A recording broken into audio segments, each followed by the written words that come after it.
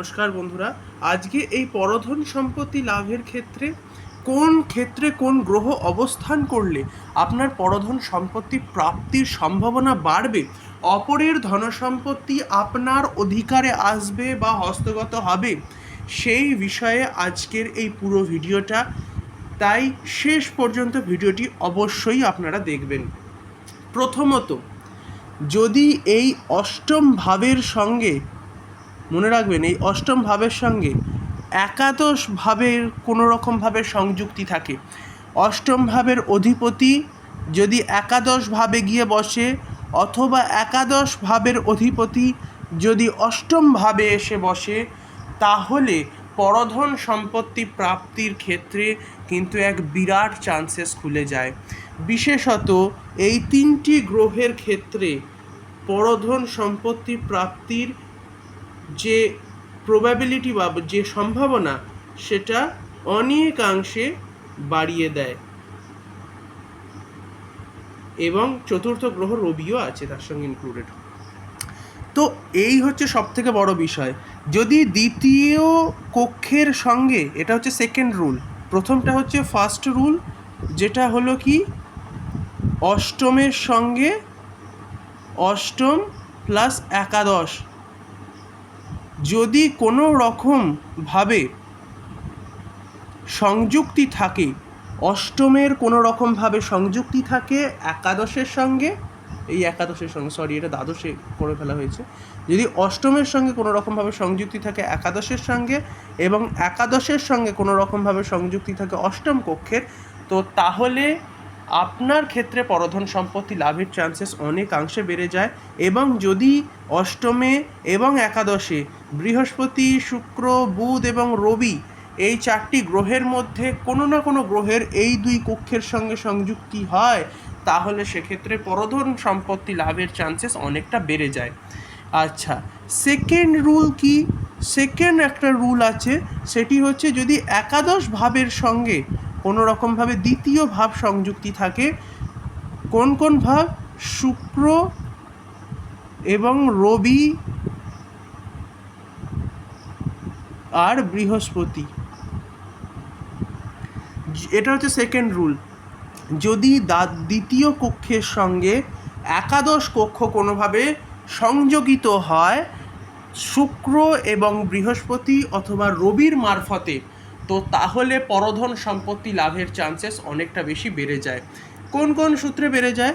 প্রথমত হচ্ছে কি, এই যে দ্বিতীয় এবং একাদশতম কক্ষে যদি বৃহস্পতি অবস্থান করে, তো তাহলে আপনি লক্ষ্য করে দেখবেন যে আপনার কোথাও না কোথাও ভালো কাজের জন্য আপনার প্রতি বহু মানুষের ভালো দৃষ্টি পড়বে বা ভালো কোথাও না কোথাও ইমেজ তৈরি হবে, যার ফলে সম্পদ আসবার প্রবাবিলিটি খুব বেশি পরিমাণে বেড়ে যায়। দ্বিতীয়ত, যদি রবি হয় তাহলে পিতৃসূত্রে আসা সম্পত্তি কিন্তু আপনার হস্তগত হতে পারে। আপনারা হয়তো 4 ভাই, 2 ভাই, 3 ভাই, আপনার সম্পত্তির পরিমাণ বাড়তে পারে যদি একাদশের সঙ্গে দ্বিতীয় কোনো রকমভাবে রবির কানেকশনস বেশি থাকে। এবং শুক্র, এটি হচ্ছে সবথেকে ইম্পর্টেন্ট ফ্যাক্টর, শুক্র যদি এই দুইয়ের ভেতরে কোনো না কোনো জায়গায় সংযুক্তি থাকে, তো পরধন সম্পত্তি লাভের চান্সেস অনেক গুণ বেড়ে যায়। আচ্ছা, এবারে প্রশ্ন আসে, স্ত্রী বা স্বামীর সূত্রে, স্ত্রী অথবা স্বামীর সূত্রে পরধন সম্পত্তি লাভ, এই যে বিষয়টা সবথেকে ইম্পর্টেন্ট বিষয়।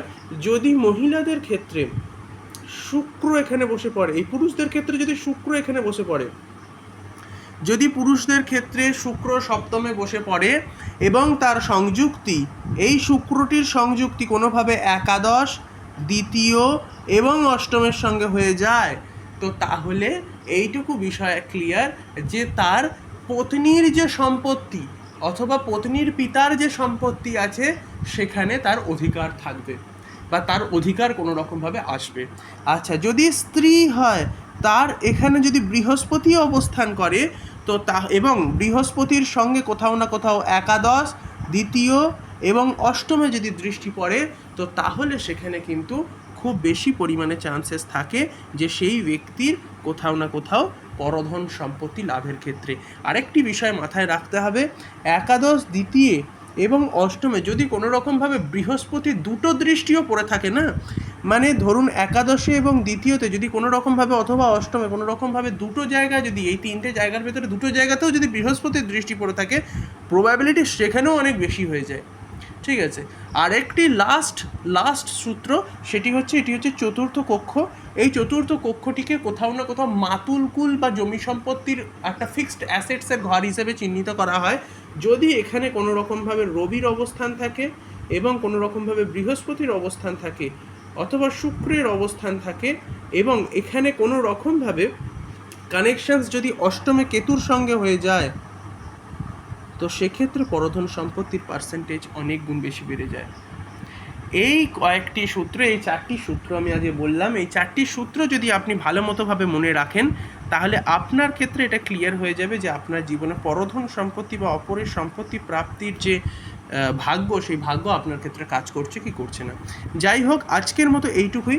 যদি ভিডিওটি ভালো লাগে থাকে তাহলে অবশ্যই ভিডিওটিকে লাইক করবেন, এবং আপনি যদি নিজের কুণ্ডলী গণনা করাতে চান, যে কোনো ধরনের বিষয়ে আপনি হয়তো ফেঁসে আছেন বা যে কোনো ধরনের সম্পত্তি রিলেটেড বিষয় নিয়ে হয়তো ভাবছেন, অবশ্যই আমার সঙ্গে কনসালটেশন করতে পারেন। নিচে কমেন্ট করলে আমি নিজের হোয়াটসঅ্যাপ নাম্বার প্রোভাইড করে দেবো, তার থ্রুতে আমার সঙ্গে সংযুক্ত হতে পারবেন।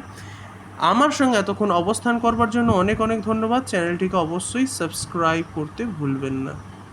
Thank you.